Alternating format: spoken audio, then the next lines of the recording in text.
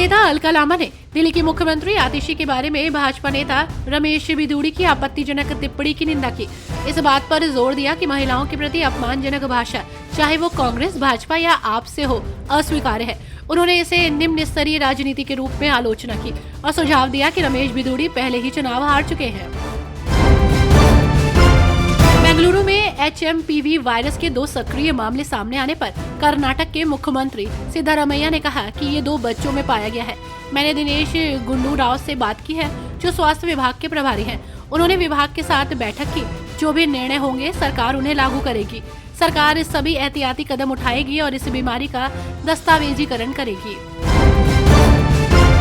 BJP नेता रमेश बिधूड़ी ने कांग्रेस नेता प्रियंका गांधी पर विवादास्पद बयान दिया, जिसके बाद कांग्रेस नेता आराधना मिश्रा ने कटाक्ष करते हुए कहा कि जिस तरह से रमेश बिधूड़ी ने प्रियंका गांधी के खिलाफ घटिया और शर्मनाक बयान दिया है, ये केवल प्रियंका गांधी के लिए नहीं, बल्कि ये देश की हर बेटी के खिलाफ बीजेपी और रमेश बिधूड़ी की महिला विरोधी संकीर्ण विचारधारा है।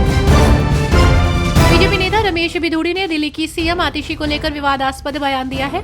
ऐसे में आम आदमी पार्टी के नेता संजय सिंह ने कहा कि जिस तरीके से बीजेपी नेता रमेश बिधूड़ी ने भद्दे, अपमानजनक अपशब्द कहने का काम दिल्ली की महिला मुख्यमंत्री आतिशी को किया है, राजनीति में रहने वाला व्यक्ति ऐसी भाषा का प्रयोग एक महिला मुख्यमंत्री के लिए करे, इसका कोई दूसरा उदाहरण नहीं मिलेगा। महाराष्ट्र के डिप्टी सीएम और एनसीपी चीफ अजीत पवार की जुबान एक बार फिर फिसल गई। वो एक वोटर पर भड़क गए और यहाँ तक कह दिया कि मुझे वोट दिया, इसका मतलब ये आप मेरे बॉस बन गए। इस पर शिवसेना यूबीटी प्रवक्ता ने पलटवार करते हुए कहा कि ये बारामती के लोगों का अपमान है।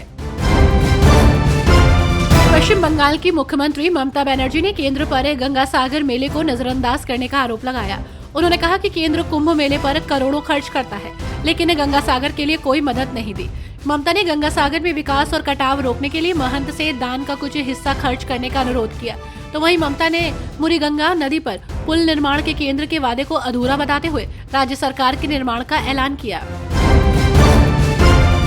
झारखंड में लगातार दूसरी बार जीत हासिल करने के बाद से ही हेमंत सोरेन अपनी पार्टी के विस्तार में जुट गए हैं। हेमंत बिहार, ओडिशा, असम और बंगाल के जरिए अपने जनाधार को और मजबूत करेंगे।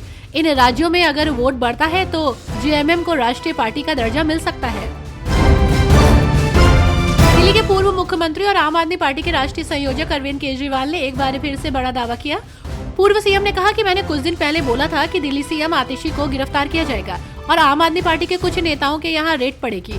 उन्होंने कहा कि विश्वस्त सूत्रों के मुताबिक मनीष सिसोदिया के घर अगले कुछ दिनों में सीबीआई की रेड होगी। प्रशांत किशोर को पुलिस बेऊर जेल लेकर पहुंच गई। उन्हें जेल के अंदर पहुंचा दिया गया है, जहां उन्हें वार्ड में शिफ्ट किया जाएगा। प्रशांत किशोर को अदालत ने 14 दिन की न्यायिक हिरासत में भेजा है। आज सोमवार की सुबह 4 बजे प्रशांत किशोर को पुलिस ने गिरफ्तार कर लिया। उसके बाद उन्हें कोर्ट में पेश किया गया, जहां उन्होंने कोर्ट के जरिए दी गई बेल की शर्त को मानने से इनकार कर दिया। इसके बाद कोर्ट ने उन्हें न्यायिक हिरासत में जेल भेज दिया।